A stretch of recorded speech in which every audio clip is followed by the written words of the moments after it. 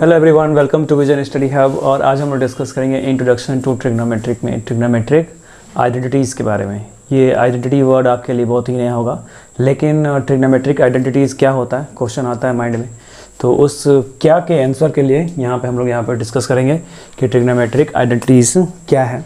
तो स्टार्ट करते हैं ट्रिग्नोमेट्रिक आइडेंटिटीज़। जैसा कि आप सभी जानते हैं कि ट्रिग्नोमेट्रिक जितने भी कॉन्सेप्ट इसके फॉर्म हो रहे हैं वो राइट एंगल ट्राइंगल के बेसिस पे फॉर्म होते हैं। तो एक राइट एंगल ट्राइंगल बना लेते हैं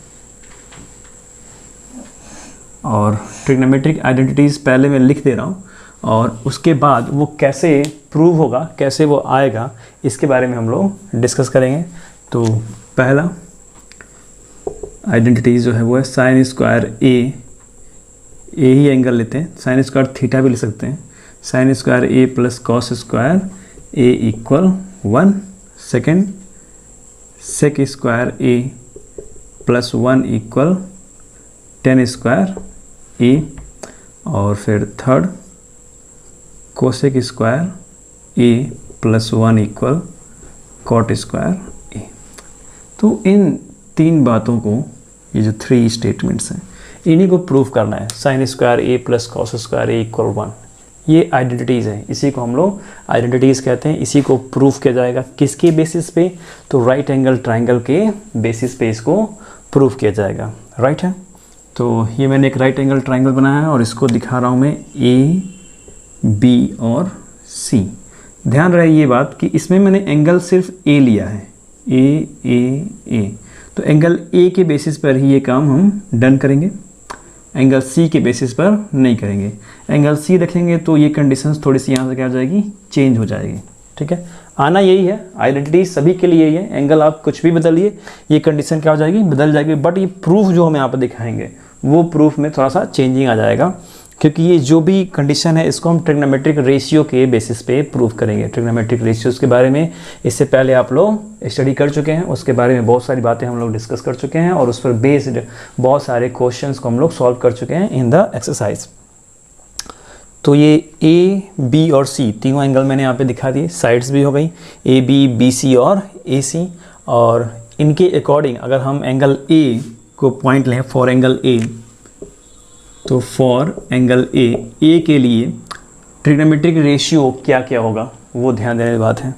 तो ट्रिग्नोमेट्रिक रेशियो में हम साइन, कॉस, टेन, सेक और कोसेक, ये सारी बातें जितनी इसमें मेंशन है, साइन, कॉस, सेक, टेन, कोसेक और कॉट, ये सभी यहाँ पे मेंशन कर लें कितना कितना क्या क्या होता है।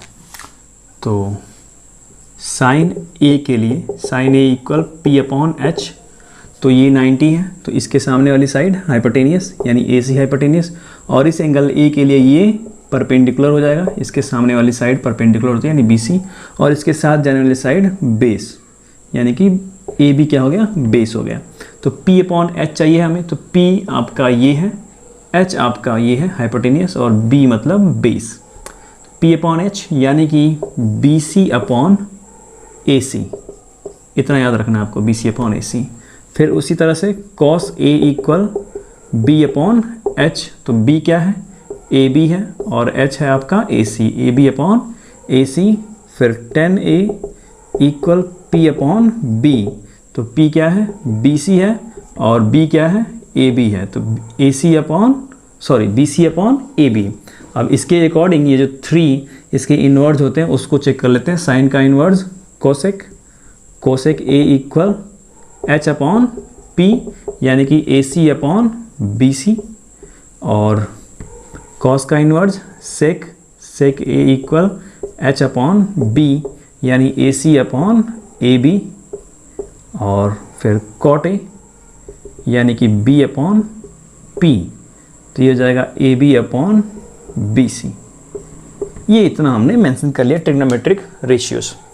अब इन बातों को प्रूफ कैसे करेंगे वो हमको ध्यान देना है, बहुत ही बेहतर तरीके से ध्यान दीजिएगा कि यहाँ पे क्या क्या चीज़ें मैं बता रहा हूँ। अगर आपको एक बार में नहीं समझ में आएगा तो आप इस वीडियो को पॉज करके बार बार देख करके इन बातों को समझ लीजिएगा कैसे ये चीज़ें यहाँ पे बताई जा रही हैं और कहाँ से कौन से पॉइंट्स को सर यहाँ पे एक्सप्लेन कर रहे हैं। राइट, तो राइट एंगल ट्राइंगल में पाइथागोरस थ्योरम अप्लाई होता है। तो पाइथागोरस थ्योरम किसके लिए अप्लाई होता है, सबसे बड़ा क्वेश्चन।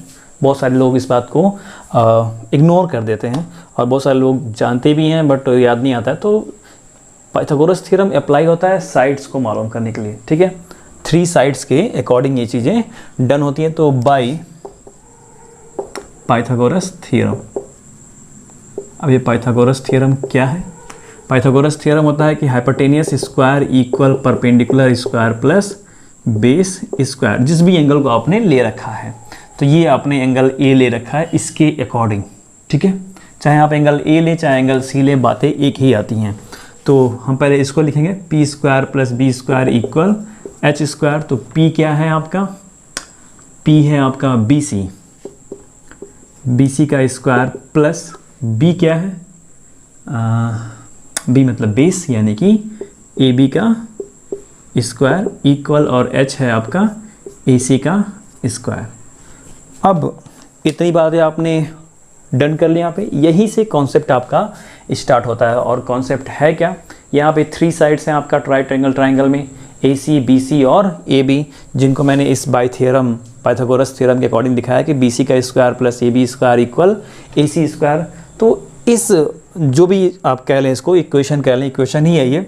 इस इक्वेशन को इन तीनों साइडों में से हर एक साइड से 1 टाइम एक बार क्या करना है? डिवाइड करना है। एक बार ए सी से डिवाइड करना है दोनों साइड को, एक बार बी सी से और एक बार ए बी से, और उसके बाद आपका ये थ्योरम बन जाएगा। मैंने तो यही थ्योरम याद रखा है, ठीक है। और यही उसका लॉजिक भी है कि एक बार इन साइड से डिवाइड करेंगे, फिर देखेंगे क्या आता है क्या नहीं आता है। आना यही है। इन तीनों में से कौन पहले आएगा वो मैं नहीं जानता हूँ। स्टार्टिंग कैसे करते हैं वो देख ले रहे हैं। स्टार्टिंग मैं करूँगा यहाँ से, आपकी मर्जी, वो आपकी मर्जी है, लेकिन मैं यहाँ से स्टार्ट कर रहा हूँ, ये मेरी मर्जी है कि ए सी से डिवाइड करते हैं, यानी कि ए सी स्क्वायर से इसको डिवाइड करते हैं, ठीक है। तो ए सी स्क्वायर से डिवाइड करेंगे तो ये आपका हो जाएगा B C square upon A C square plus A B square upon A C square equal A C square upon A C square divided by A C square, ठीक है। Both sides divide करेंगे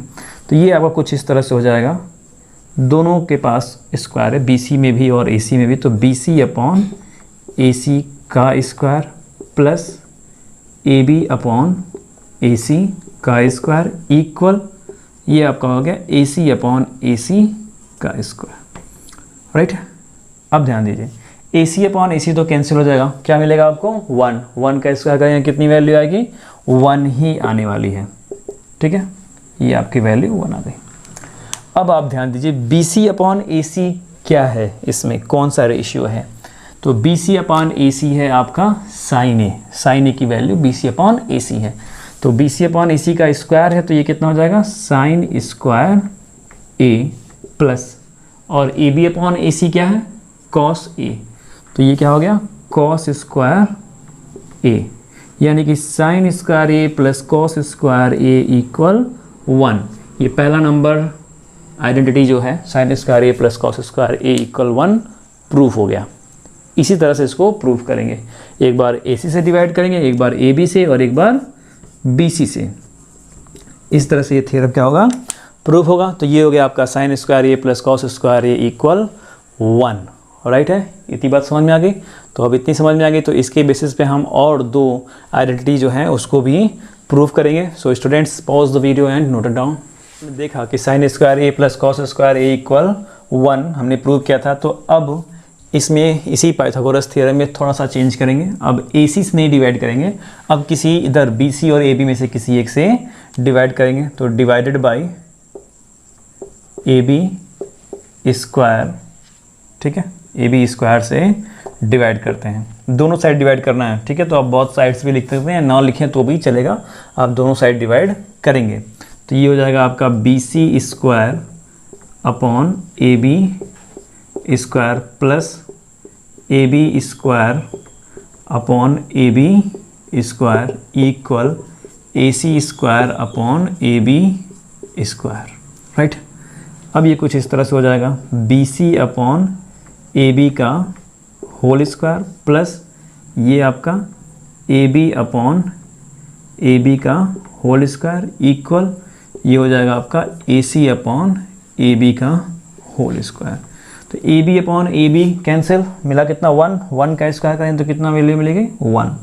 ये +1 हो गया, ये plus यहाँ पर मैंने। अब आपको ध्यान देना है इनके बारे में, BC/AB किसकी वैल्यू है, 10 की वैल्यू, ठीक है, BC/AB 10 की वैल्यू, तो ये हो गया आपका 10² A इक्वल AC/AB, ये किसकी वैल्यू है, AC/AB सेक की वैल्यू है, ठीक है, तो ये हो गया आपका sec² A, करेक्ट।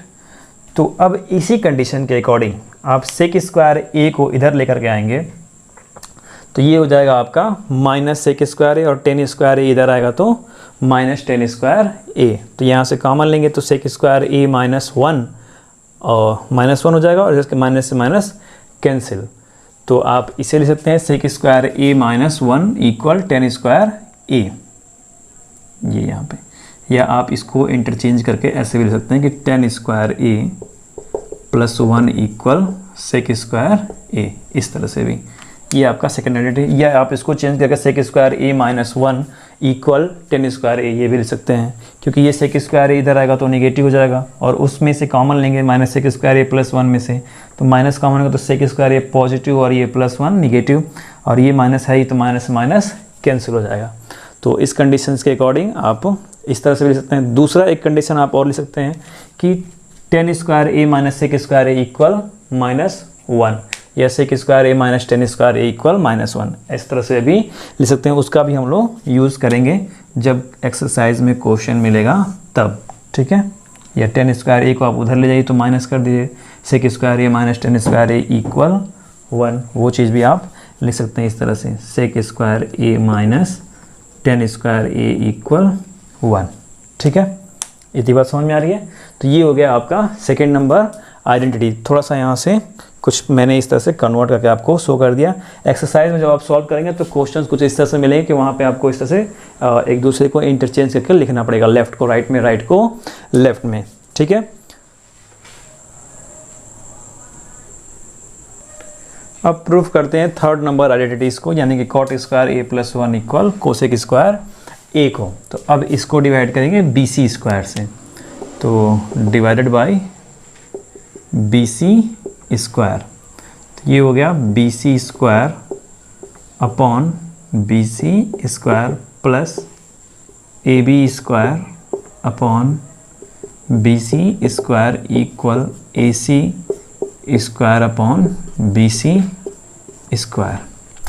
तो ये कुछ इस तरह से हो जाएगा आपका BC अपॉन BC का whole square plus AB upon BC का whole square equal AC upon BC का होल स्क्वायर, राइट है। तो ये तो BC अपॉन BC डिवाइड हो जाएगा तो 1 मिलेगा, तो 1 का स्क्वायर करेंगे तो 1 ही आना है, प्लस AB अपॉन BC किसकी वैल्यू है, cot की, तो cot A का होल स्क्वायर यानी कि cot² A equal AC upon BC कितना है, cosec A, तो ये हो जाएगा आपका cosec² A। तो 1 + cot² या cot² A + 1 बात क्या है, सेम ही है। तो ये आपका थर्ड नंबर आइडेंटिटीज यहाँ पे प्रूव हो गया। अब इसकी कंडीशन आप इसको कुछ इस तरह से ले सकते हैं, cot² A को आप उधर ले जाएं तो ये हो जाएगा cosec² A minus cot² A equal 1। इस तरह से भी आप इसको यूज़ कर सकते हैं जब आपको क्वेश्चन मिलेगा उस तरह से। तो क्वेश्चन में आपको इंटरचेंज करके लिखना पड़ सकता है, या आप डायरेक्ट लिख देंगे कि cosec² A minus cot² A की प्लेस पे 1 लिख दें, ठीक है, या cosec² A की जगह पे 1 + cot² A लिख दें। इस तरह से ही क्वेश्चन में हम इसको अप्लाई करेंगे।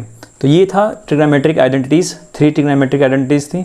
अब इन्हीं ट्रिग्नोमेट्रिक आइडेंटिटीज़ को थोड़ा सा हम मॉडिफाइड करके एक दूसरे को इंटरचेंज करके फिर राइट करेंगे और यूज़ करेंगे क्वेश्चन में, उसके सॉल्यूशन में जो भी क्वेश्चन हमारे सामने आएगा। तो जैसे कि ये है sin² A + cos² A equal 1, तो आप sin² A equal 1 minus cos² A बहुत जगह ये यूज करते हुए आप दिखाई देंगे खुद भी, और बहुत सारे एग्जांपल्स में आप देखेंगे तो बहुत जगह पे ये यूज मिलेगा। या cos² A equal 1 minus sin² A, और ये चीज़ें आपको आगे जाके बहुत जगह यूज़ करने के लिए मिलेंगे। मैथमेटिक्स में बहुत जगह इनका यूज़ आने वाला है, खास करके बेसिक और स्टैंडर्ड दोनों तरह के लोगों के लिए। तो मैथ में बहुत जगह पे अगले क्लासेस में आप जाएंगे तो कैलकुलस में भी बहुत जगह इस तरह की आइडेंटिटीज़ का यूज़ आपको मिलेगा। जब भी आपको इंटीग्रेशन डिफरेंशिएशन के बारे में बताया जाएगा वहाँ पे, तो इस तरह के फंक्शन मिलेंगे, ट्रिग्नोमेट्रिक फंक्शन, वहाँ पे इस तरह से मॉडिफाइड करके सॉल्व करना होगा। तो आपको इस तरह से अभी मिलेगा यहाँ पे बेसिक्स में क्वेश्चन सॉल्व करने के लिए। बोर्ड एग्जाम्स में भी ये इस तरह के क्वेश्चन बहुत आते हैं, ठीक है। इतना समझ में आएगा। So students, pause the video and note it down.